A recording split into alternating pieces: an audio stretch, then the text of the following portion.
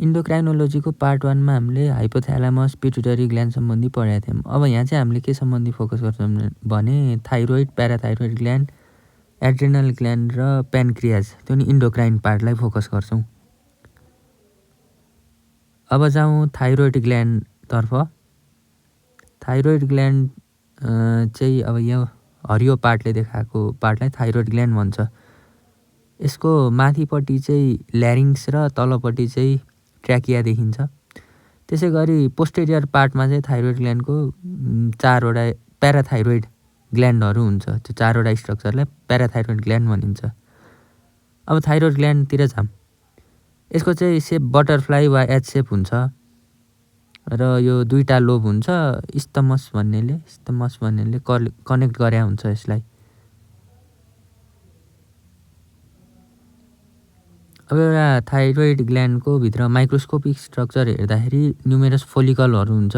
फोलिकलहरू चाहिँ फोलिकुलर सेलले बनेको हुन्छ। यो एउटा फोलिकल भयो भने यसमा चाहिँ न्युमेरस फोलिकुलर सेल्स वा प्रिन्सिपल सेल्स भन्छ। त्यो प्रिन्सिपल सेलहरू हुन्छ जुन चाहिँ सिम्पल क्युबोइडल एपिथेलियमले बनेको हुन्छ। र त्यही प्रिन्सिपल सेलले चाहिँ के सिक्रिट गर्छ भने ल्युमेनमा चाहिँ थाइरोइड हर्मोन सिक्रिट गरिदिन्छ। त्यही ल्युमेनमा स्टोर भएर बस्छ त्यो थाइरोइड हर्मोन। त्यसपछि अर्को स्ट्रक्चर हुन्छ जसलाई हामी भन्छौँ प्याराफोलिकुलर वा सी सेल्स। यो प्याराफोलिकुलर सेलले क्याल्सिटोनिन सिक्रिट गर्छ जसले चाहिँ ब्लड लेभलमा क्याल्सियम घटाइदिन्छ। क्याल्सिलोनिन भनेर याद गर्दा नि भयो। त्यसपछि जुन यो क्याल्सिटोनिन छ यो चाहिँ पिट्युटरी ग्ल्यान्डको कन्ट्रोलमा हुँदैन। थाइरोइड हर्मोन चाहिँ जस्तै टिएसएचले कन्ट्रोल गरे यसरी क्याल्सिटोनिन चाहिँ कन्ट्रोल हुँदैन। अब थाइरोइड हर्मोनको बारेमा अलि डिटेलमा कुरा गरौँ। यो 2टा किसिमको हुन्छ। T3 वा ट्राइआयोडोथाइरोनाइन, T4 वा टेट्राआयोडोथाइरोनाइन वा थाइरोक्सिन नि भन्छ यसलाई। अब यसमा आयोडिन हुन्छ। आयोडो भन्ने पार्टबाट हामीले थाहा पाउन सक्छौँ। T3 बडीमा मिनिमम अमाउन्टमा हुन्छ भने T4 बडीमा म्याक्सिमम अमाउन्टमा हुन्छ। त्यसै गरी T3 एउटा एक्टिभ फर्म हो भने T4 इनएक्टिभ फर्म हो। T4 चाहिँ अब T3 मा कन्भर्ट हुने भयो त्यसैले बडीमा युज हुनुपर्ने बेलामा। अब यसको फङ्सनहरूको कुरा गरौँ। फङ्सनमा यसले चाहिँ बिएमआर बेसल मेटाबोलिक रेट चाहिँ रेगुलेसन गर्छ। हार्ट बिटदेखि लिएर के सबै यसकै अन्डरमा पनि हुन्छ कति कुरा। र यसको अर्को भने थर्मोरेगुलेसन भन्नु खोजेको। अब थाइरोइड हर्मोन बढ्यो भने बडी टेम्परेचर बढ्छ। यो हिसाबले यसले थर्मोरेगुलेसन नै गरिरहेको हुन्छ। र एउटा फ्याक्ट हामीले याद गर्नुपर्छ। आयोडिन हामीले पोन्डमा एड गऱ्यौँ भने त्यहाँ ट्याडपोल छ भने त्यसको मेटामोर्फोसिस भएर फ्रगमा चेन्ज हुन्छ। यही आयोडिन थाइरोइड हर्मोनमा नि हुने भएर चाहिँ यसको पनि रोल छ फ्रगमा कन्भर्ट हुनलाई ट्याडपोलबाट। त्यसै गरी अब लो थाइरोइड हर्मोन भयो भने के हुन्छ? चाइल्डमा क्रेटिनिजम हुन्छ ग्रोथ हर्मोनको जस्तै गरी। अनि एडल्टको केसमा सिम्पल गोइटर हुन्छ। सिम्पल गोइटर भनेको कस्तो भन्दाखेरि थाइरोइड हर्मोन चाहिँ थोरै सिक्रिट गर्ने भएर चाहिँ अब साइज बढाएर त्यो नर्मल सिक्रिसन हुने भएको। अब मान्छेको चाहिँ यसरी घाँटीमा सुन्नेको जस्तो ठुलो देखिन्छ। अनि अर्को यो सिभियर केस के हुनसक्छ भने मिक्स्ड इडेमा भन्छ वा गल्स डिजिज। यो चाहिँ स्वेलिङ हुन्छ इडेमा भनेको। अब पेरिअर्बाइटली इडेमा आँखाको नजिक अनि गालातिर पनि सुन्निने गर्ने हुन्छ। अनि यो किसिमलाई मिक्स इडेमा भन्छ। अब यो गर्ल्स डिजिज सम्झिनलाई गर्ल भनेर केटी मान्छे भनेर पनि यसरी फिगर सम्झायो भने पछिसम्म याद हुनसक्छ भनेर मैले यो पनि बनाएको। अब त्यसै गरी एउटा टर्म छ हासिमोटोज डिजिज। यो चाहिँ अटोइम्युन डिसअर्डर हो जसमा चाहिँ एन्टिबडी हुन्छ। अटो एन्टिबडी आफ्नै बडीको थाइरोइड ग्ल्यान्ड विरुद्ध चाहिँ एन्टिबडी बनाउँछ बडीले। त्यसले गर्दा हाइपोथाइरोइडिजम भइदिन्छ। थाइरोइड हर्मोन सिक्रेट कम हुन्छ। त्यही अट्याकले गर्दा फेरि थाइरोइड ग्ल्यान्ड चाहिँ डेफिसियन्सी भइदियो त्यो थाइरोइड हर्मोन। अब हाइपरथाइरोइडिजमको केसमा चाहिँ के हुन्छ भने एउटा कन्डिसन छ एक्जोप्थ्याल्मिक गोइटर। यसलाई ग्रेव्स वा बेस्डाउज डिजिज नि भन्छ। यसमा चाहिँ अब त्यो एक्जोप्थ्याल्मिक भनेको प्रोट्रुडेड आइबल। यो फिगरबाट क्लियरली देखिन्छ। यस्तो खालको कन्डिसन आउँछ। र भने अर्को के हुन्छ भने प्लमर्स डिजिज वा टोक्सिक नोड्युलर गोइटर भन्छ। गोइटर तर स्वेलिङ हुन्छ, तर नोड्युलर जस्तो स्वेलिङ। यो हाइपोथाइरोइडिजम होइन, यो चाहिँ हाइपरथाइरोइडिजम। धेरै थाइरोइड हर्मोन सिक्रेट गर्दा गर्दा त्यो सेन्सिटिभिटीले गर्दा स्वेलिङ भएको जस्तो भन्ने केसमा। त्यसै गरी अर्को प्याराथाइरोइड ग्ल्यान्ड। अब यसको लोकेसन अघि नै हामी डिस्कस गरिसक्यौँ, पोस्टेरियर पार्टमा हुन्छ थाइरोइड ग्ल्यान्डको। यो चाहिँ सबै भर्टिब्रेट एक्सेप्ट फिसमा हुन्छ। अब 2 टाइप्स अफ सेल हुन्छ यसमा, चिफ सेल र अक्जिफिल सेल। अब प्याराथाइरोइड ग्ल्यान्डले सिक्रेट गर्ने हर्मोनलाई हामी भन्छौँ प्याराथर्मोन वा प्याराथाइरोइड हर्मोन वा कोलिप्स हर्मोन। अब यो पिटिएच वा प्याराथर्मोनको बारेमा अलिकति डिस्कस गरौँ। अब यो पनि जस्तै क्याल्सिटोनिन जस्तै पिट्युटरी ग्ल्यान्डको कन्ट्रोलमा हुँदैन। यसले चाहिँ के काम गर्छ भने क्याल्सियम लेभल बढाइदिन्छ भने क्याल्सिटोनिनले नि याद गरौँ क्याल्सियम लेभल घटाउँछ। त्यसैले यो दुईवटा के भयो, एन्टागोनिस्ट भयो, अपोजिट डिरेक्सनमा काम गर्ने भएर। अब क्याल्सियम लेभल ब्लडमा बढ्यो भने क्याल्सिटोनिनले त्यसलाई नर्मलमा झार्छ, क्याल्सियम लेभल कम गराएर। भने यदि क्याल्सियम लेभल कम भइदियो भने प्याराथर्मोनले बढाएर नर्मल पुर्याउँछ। यी दुईवटा मिलेर चाहिँ यसरी काम गर्छन्। अब प्याराथर्मोनले कसरी बढाउँछ भन्ने होला क्याल्सियम लेभल। अब जस्तै बडीमा क्याल्सियम लेभल घट्यो भने पिटिएच रिलिज भयो। अब त्यसले गएर बोनमा के भन्छ भने बोन त क्याल्सियमको खानी जस्तो भयो, क्याल्सियम धेरै हुन्छ र त्योबाट क्याल्सियम सर्कुलेसनमा ल्याउने काम गर्छ, जसलाई भन्छ रिजर्प्सन अफ क्याल्सियम। त्यसै गरी किडनीको पिसिटीमा क्याल्सियमलाई चाहिँ लस हुन दिँदैन, रिएब्जर्ब गरिदिन्छ त्योबाट सर्कुलेसनमा, र यसलाई हामी भन्छौँ रिएब्जर्प्सन अफ क्याल्सियम।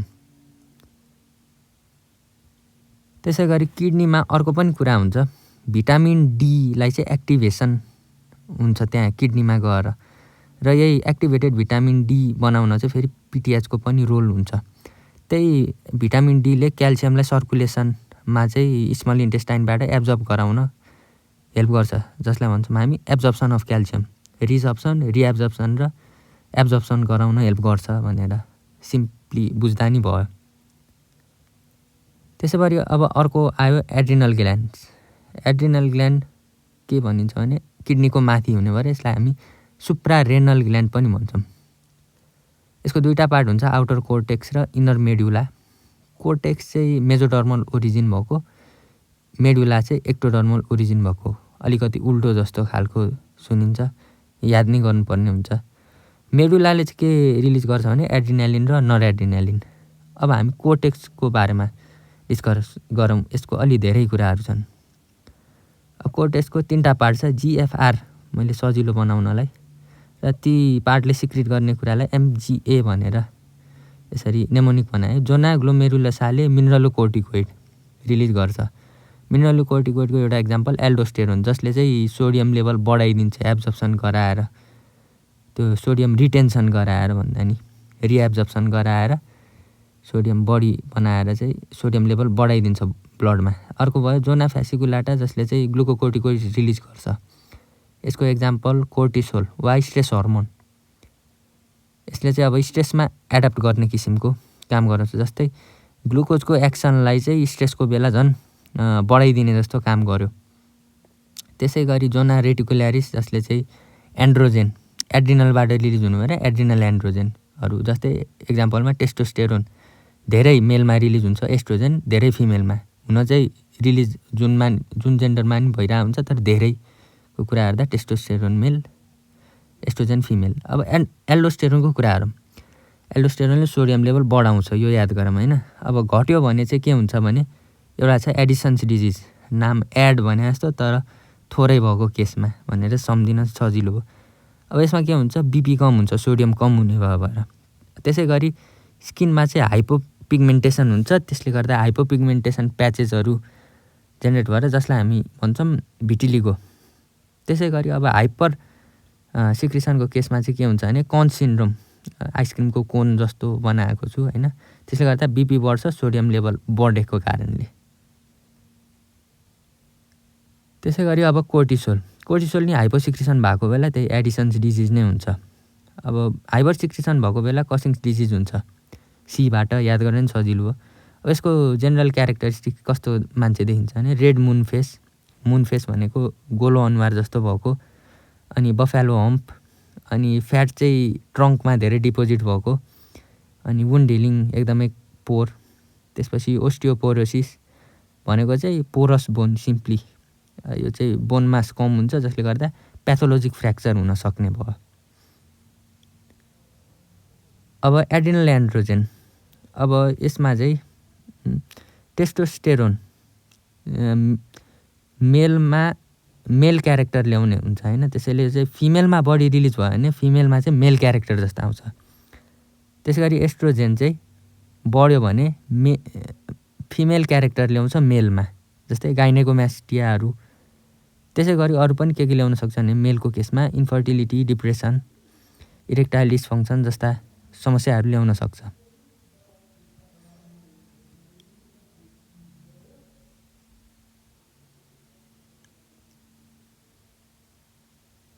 अब हामी कुरा गरौँ लास्ट टपिक प्यानक्रियाजको एक्जोक्राइन र इन्डोक्राइन दुइटै पार्ट हुन्छ, त्यसैले हामी यसलाई मिक्स ग्ल्यान्ड वा हेटेरोक्राइन ग्ल्यान्ड पनि भन्छौँ।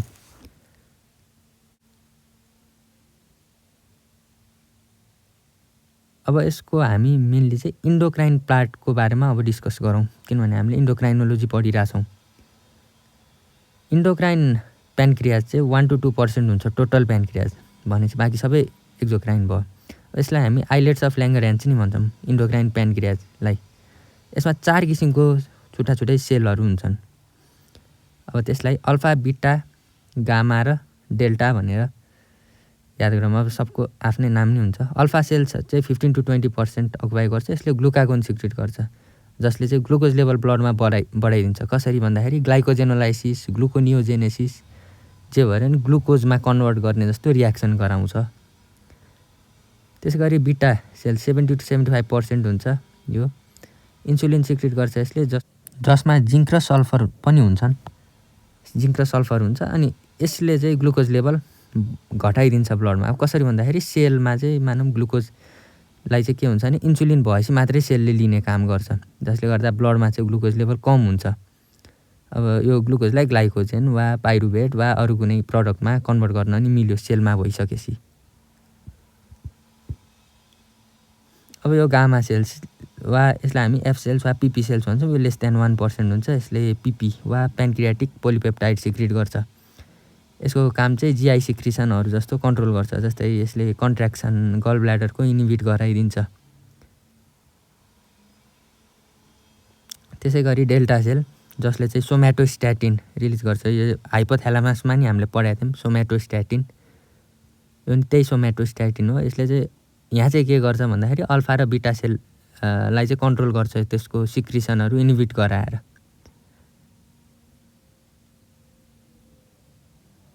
अब ग्लुकागोन र इन्सुलिन चाहिँ दुईजना एन्टागोनिस्ट हुन्।